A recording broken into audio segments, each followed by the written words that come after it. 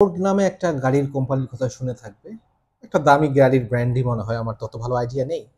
তো একবার দেখা গেল এই কোম্পানিতে যে প্রোডাক্টিভিটি, উৎপাদনশীলতা এটা সিগনিফিক্যান্টলি কমে গেছে। এবং সেই কোম্পানির মালিক অ্যানালাইসিস করে জানতে পারলেন যে এর পিছনে কারণ হচ্ছে ওখানে যে ওয়ার্কাররা কাজ করতেন, যে শ্রমিকরা কাজ করতেন, তাদের কাজকর্মে খুব একটা মনোযোগ নাই। দেরি করে আসে, আগেই চলে যায়, মানে খুব কাজকর্মের সাথে তারা কিন্তু নিজেকে কম্পেটিবল করতে পারতেছে না, খুব একটা আগ্রহ নেই তাদের কাজকর্ম করার উপর। তখন সেই কোম্পানির মালিক কোম্পানির ম্যানেজারদেরকে বললেন যে এই শ্রমিকদের মোটিভেট করে দাও, মোটিভেট করে দাও, এদের মোটিভেট করে দাও। এইখান থেকেই মোটিভেশন জিনিসটা আসছে। এদের মোটিভেট করে দাও, মোটিভেট করে ওদেরকে কাজে ফিরায় আনো। আগে যেরকম চাঙ্গা মন নিয়ে কাজ করতো সেরকম ভাবে তাদেরকে কাজ করতে বাধ্য করো, মোটিভেট করে দাও। এখন দেখো, তার কথা মতো ম্যানেজাররা ওই শ্রমিকদেরকে মোটিভেট করলেন এবং দেখা গেল যে হ্যাঁ, কোম্পানির যে উৎপাদনশীলতা সেটা আবার আগের অবস্থায় ফিরে গেল। তার মানে এখান থেকে আমরা কি বুঝতে পারতেছি? এই যে মোটিভেশনের ঘটনাটা এখানে ঘটলো, এতে লাভ সবচেয়ে বেশি হলো কার? কোম্পানির মালিকের। তার মানে দেখো, যিনি মোটিভেশন করেছেন লাভটা কিন্তু আলটিমেটলি কার হয়েছে? তারই হয়েছে। এবং মোটিভেশন জিনিসটাই হচ্ছে এমন, কেউ যখন তোমাকে মোটিভেট করবে তখন তুমি মাথায় রাখবা এই মোটিভেশন পেয়ে তোমার যতটা না উপকার হবে তার চেয়ে বেশি উপকার হবে যে মোটিভেশন দিচ্ছে তার। এবং এটা আমরা সমাজে দেখতে পারি যে এখন অনেক বড় বড় মোটিভেশনাল স্পিকার আছেন এবং তারা অনেক ভালো লাইফ লিড করতেছেন তোমাদেরকে তারা মোটিভেট করার মাধ্যমে। বাট দেখো, আলটিমেটলি তোমাদেরকে মোটিভেট করায় তারই কিন্তু উপকার হয়েছে। এই যে ফোর্ড কোম্পানির মালিক মোটিভেশন জিনিসটা চালু করছিলেন, সেটা কিন্তু আজকেও চলতেছে।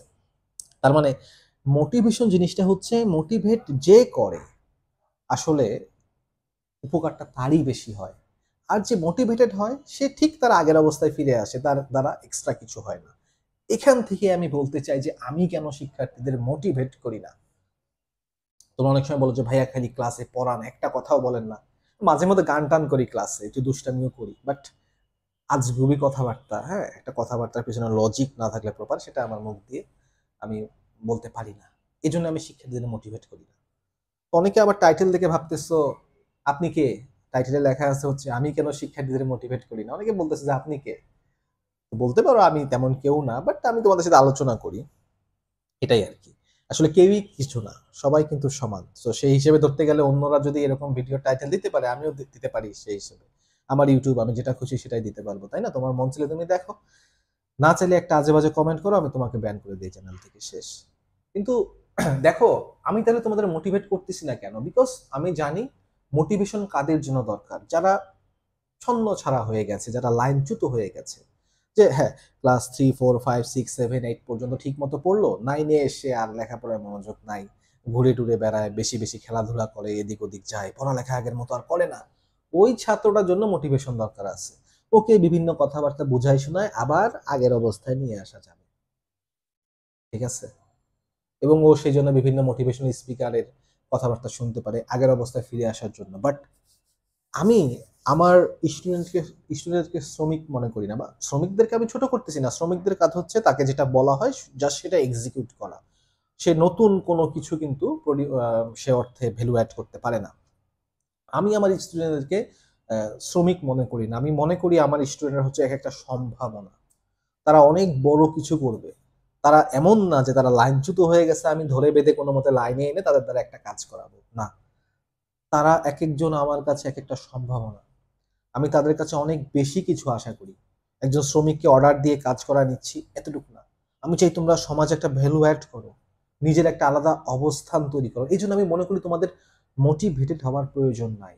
যারা আমার ক্লাস করতে আসে আমি মনে করি তারা অলরেডি হাইলি মোটিভেটেড অবস্থাতেই আছে, অর্থাৎ নিজের ট্র্যাকে সে আছে। এই জন্যই আসলে আমি ভাই মোটিভেট করি না। তাহলে আমি তোমাদের কি করতে পারি?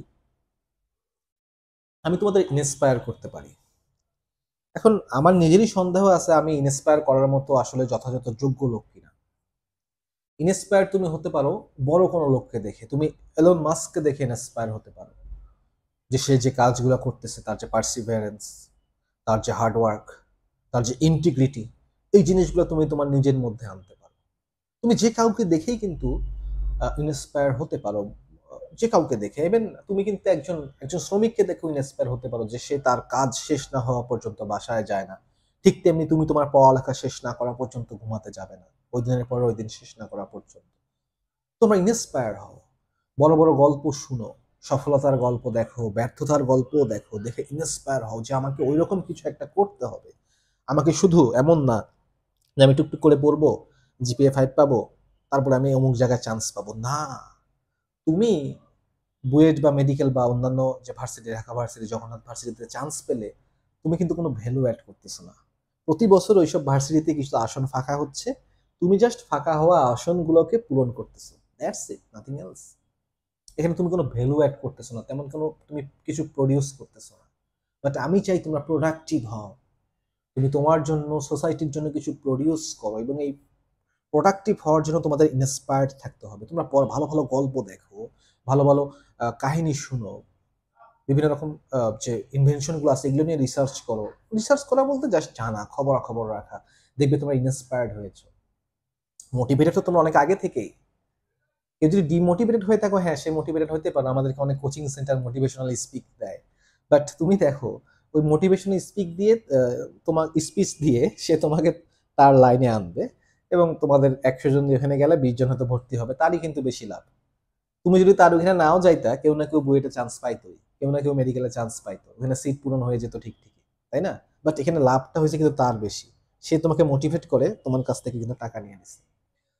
আমি চাই তুমি মোটিভেশনের চেয়ে বড় জিনিস ইন্সপায়ার। তুমি ইন্সপাইরেশন অর্জন করো কোনো জায়গা থেকে। এই জন্য আমি তোমাদের মোটিভেট করি না। আমি যদি তোমাদের পারি বিভিন্ন সময় এমন এমন গল্প শোনাবো, যে গল্পগুলো তোমাকে রিয়েলি ইন্সপায়ার করবে। ঠিক আছে? তো ইন্সপিরেশনটার জন্য ইম্পর্টেন্ট। যেহেতু আমি চাই আমার স্টুডেন্টরা শ্রমিক না, তারা হচ্ছে সম্ভাবনা। এই জন্য আমি তাদেরকে আসলে মোটিভেট করার প্রয়োজন দেখি না। আমি যদি কখনো পারি তাদেরকে ইন্সপায়ার করব, বা আমিও জীবনে এমন কিছু করার চেষ্টা করব যা তা দেখে আমার স্টুডেন্টরা মোটিভেটেড হয়। ঠিক আছে ভাইয়া? এই হচ্ছে আর কি ব্যাপার। তো আমি তোমাদের সবসময় এই জন্য অনুরোধ করবো, তোমরা এইসব মোটিভেশনের চক্করে না পড়ে নিজেদেরকে ইন্সপায়ার করার চেষ্টা করো। বড় বড় গল্প শুনো, বিভিন্ন নতুন নতুন জিনিস সম্পর্কে জানো, ইতিহাস, অতীত, বর্তমান, ভবিষ্যৎ নিয়ে অ্যানালাইসিস করো। এটাই তোমাদের জন্য কিন্তু বেশি ফলপ্রসূ হবে। ঠিক আছে?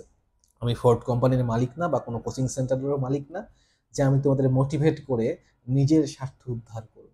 না, আমি চাই তোমরা, আমি যতটুকুই, আমার অত বড় কোনো আশাও নাই ইউটিউবে তোমাদের ক্লাস ক্লাস নিয়ে, জাস্ট আমার কথা তাই নেই, নিতে ভালো লাগে কিছুটা। এরকম কোনো কোচিং সেন্টার ডেভেলপ করার ইচ্ছাও আমার নাই। বাট আমি চাই যারাই আমার কথাগুলো শোনো তারা যাতে ইন্সপায়ার্ড থাকো। আমি যাতে সমাজে একটু ভ্যালু অ্যাড করতে পারি, যে না তুমি হয়তো একসময় বলবে যে না, রাহাত ভাইয়ের অমুক ক্লাস দেখে বা অমুক কথাটা শুনে আমি একটু হলে ইন্সপায়ার্ড হয়েছি।